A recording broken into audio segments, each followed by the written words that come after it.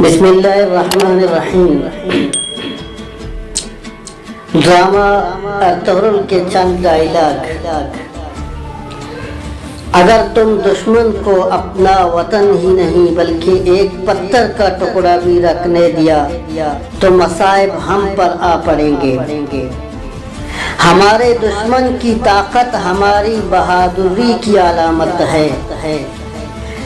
جس کا کوئی خواب نہیں اس کا مستقبل نہیں۔ اگرچہ ہم گر جاتے ہیں تو پوری اسلامی دنیا گر جائے گی۔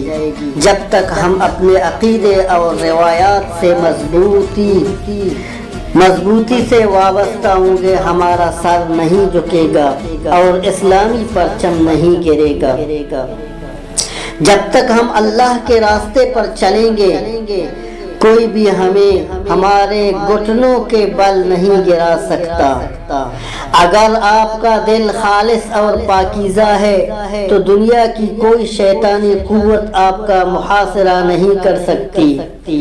ذوالفقار سے اچھی نہ کوئی تلوار ہے اور نہ علی سے بڑا کوئی بہادر زمین پر۔ اصل ہیرو وہ ہوتا ہے جو نیچے گرتے ہی اٹھتا ہے۔ دو طاقتیں ہیں، ایک تلوار دوسری عقل۔ آج تک کوئی ایسی تلوار ایجاد ہی نہیں ہو سکی جو عقل کو ہرا سکے۔ مجھے موت کا ڈر نہیں، لیکن وہ آخری سانس میرے لیے حرام ہو گئی جس سے پہلے کہ میں ہتھیار ڈال دوں۔ ہمارے اخلاق کے داستانیں بچوں کو سلانے کے لیے نہیں بلکہ مردوں کو جگانے کے لیے سنائی جاتی ہیں۔ جہاں انسان جاتا ہے اس کا رزق پہلے پہنچ جاتا ہے۔ خیانت اور دھوکہ دہی سے کوئی کامیابی حاصل کرنے کے بجائے موت کو ترجیح دیتے ہیں۔ حق پر چلنے والوں کو میرا رب کبھی تنہا نہیں چھوڑے گا۔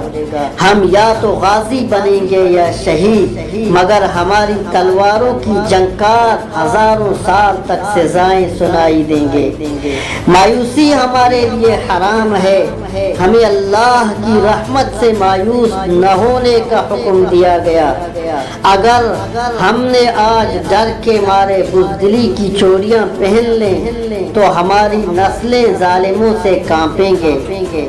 تمام جہاں بھی اگر ظالم ہو جائے تو ہم ظلم سے ڈرنے والے نہیں۔ اس گھوڑے پر سوار ہونے کی کوشش نہ کرو جس پر قابو نہ پا سکو۔ تلوار اس آدمی کے ہاتھ میں سجتی ہے جسے چلانی آتی ہو۔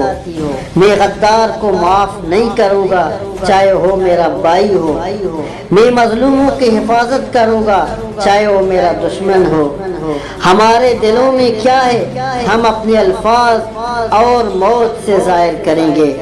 حق کے راستے میں اگر ساری کائنات بھی تمہارے خلاف ہو تو تم یقین رکھو اللہ تمہارے ساتھ ہے۔